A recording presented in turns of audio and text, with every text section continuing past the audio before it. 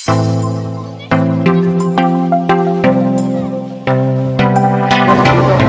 Victoria Mall, yung tinatawag na Mall of Victoria Plaza. So Filipino martial art ito. Yan guys, oh. Galing ah. May mga arnis.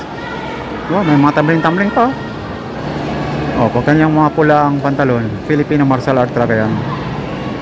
Yan guys, oh. Diba?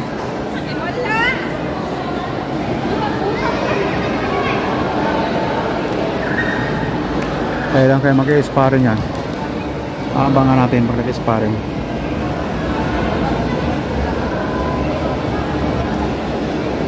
Galing, oh.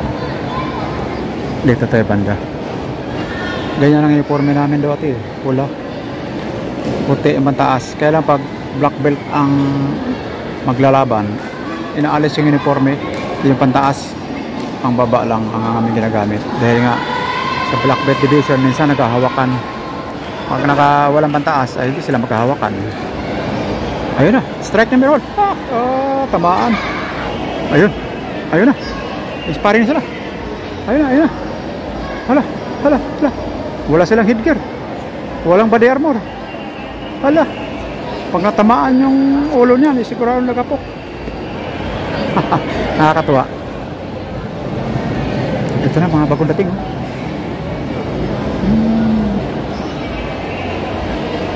Yan na guys, oh, bagong dating mga player.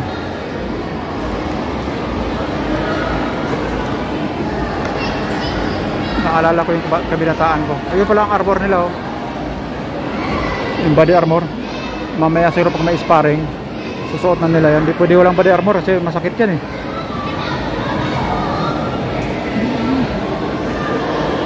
So babalik tayo maya konti. Kakain muna tayo guys.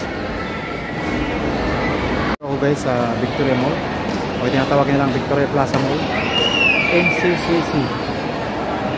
At ako'y manonood ng palaro ng FMA Festival 2024 or Filipino Martial Arts Festival. Paluan ng mga arensador ng Pilipinas.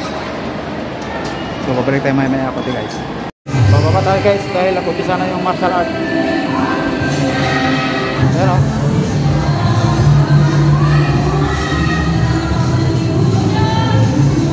Punan natin.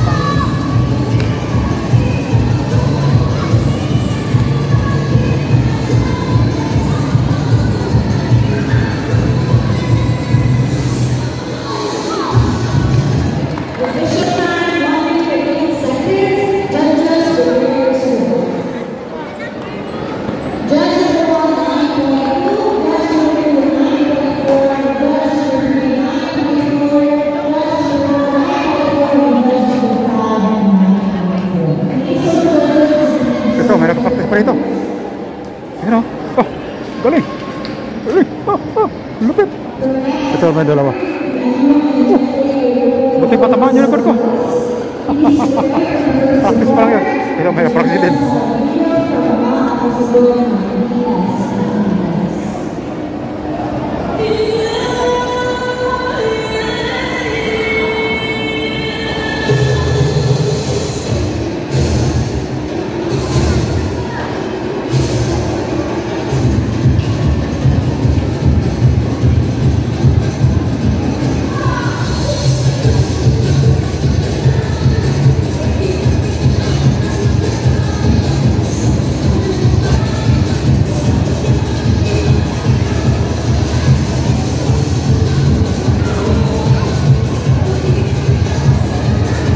Galing ah. Gulong. Magkamali ka lang ng paggulong nun, umpog yung ulo mo, disgrasya ka. Matindi yung practice nila, kaya no? Maganda. Very fluid. Magaling na ng coach. Galing. Yeah, galing ah. Okay ah. Official time 1 minute and 4 seconds. Judges prepare your space. Ayun. Judge number 1, So marami-rami pa yan guys. Pag hinihintay natin, magugutom tayo guys. So kaya mo na ako guys. Halos ganun din naman mga galaw. Ang importante doon, magaling silang magbigay ng buhay ng kanilang ginagawa. Yung tinawag ng art, kaya nga martial art. So punta tayo dito sa food court. Masok tayo dito sa food mall nila guys. Yan ang bakanting upuan guys. Oh. Walang isa guys, walang bakante.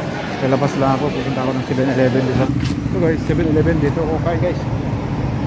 7-Eleven.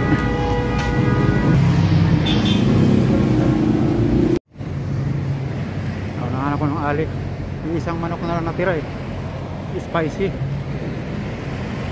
Wala na, buti hindi ako nakapakuha ng ice coffee. Wala lang chicken eh. Panin nila, walang ulam, walang 7-Eleven. Chicken lang yung ulam. Balik ako dito sa loob ng mall. Bawal magtinda, kaya wala mga vendors dito. Pag bawal magtinda, bawal. Ganyang kahigpit dito guys. Kaya na lang siguro ko doon kahit na buko pa yun. Balik ako sa loob. Dahil sa labas.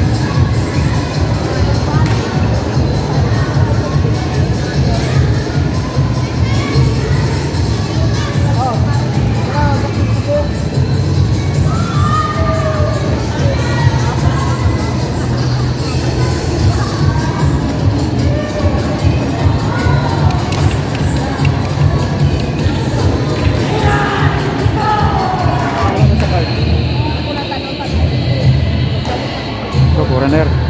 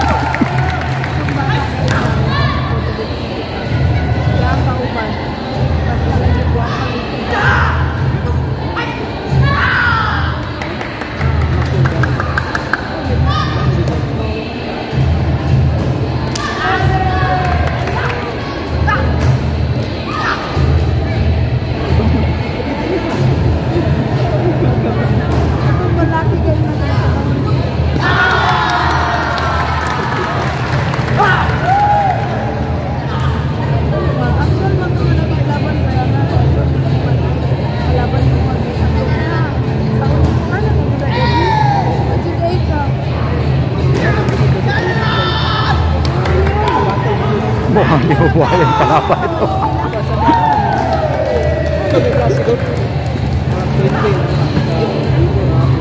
Gutay-gutay yung kalaban yan.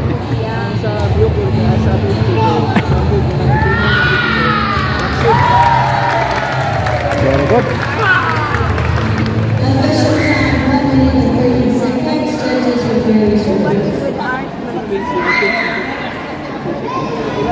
Judges number 19.6, judges number 49.6, judges number 39.6, judges number 4 9.4, and judges number 5 9.4. Thank you so much, judges, and thank you so much, performer. For your last performance for this afternoon, we have senior Sunday.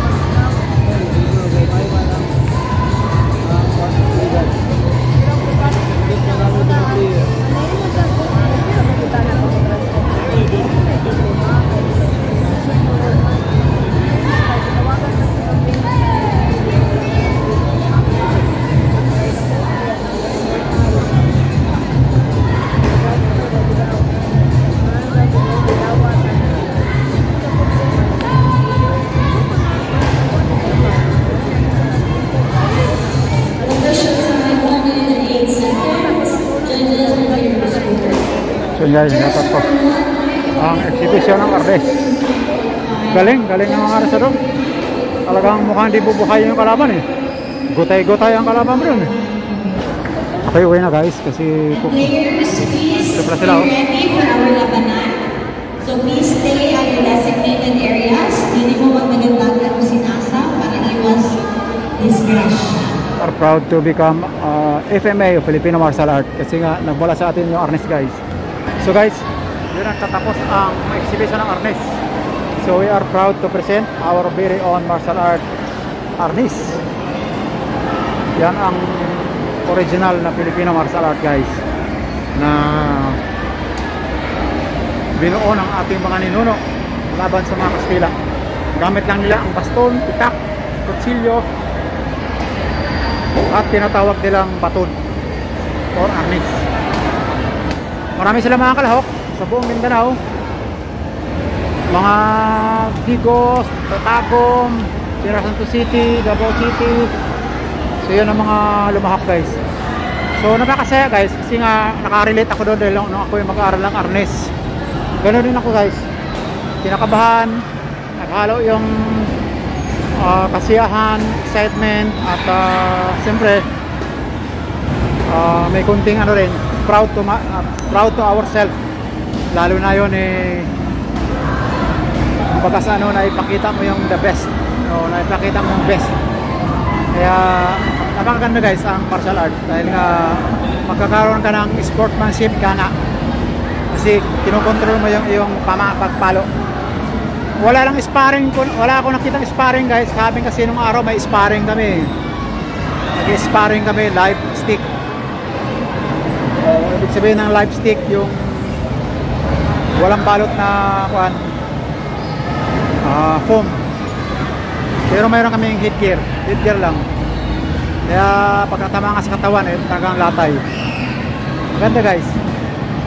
So at least naipakita nila yung best, galing mga galaw, kaya tinawag na art, martial art, tinatawag na Filipino martial art. Natuwa ako sa kanilang mga ginawa dahil nga yun ay pamamaraan ng mga ninuno natin na ipagtanggol ang ating mga sarili o kanilang mga sarili ng araw ng panahon ng Kastila. Yun guys, kaya mayroon tinatawag na espada at saka dagger. So yung tinatawag na maiksing baton at saka mahabang baton. So pinopromote yan guys, hindi lang dito sa Pilipinas kung hindi sa mga iba't ibang bansa. At kilala ang arnes na talaga nagmula sa ating bansa. Hello guys, uwi na ako guys dahil kukunin ko pa ang ilang kaya naman ang vlog ko sa neto. Kasi kayo mag-like, mag-share, mag-subscribe sa akin channel Big Time All TV. Is it?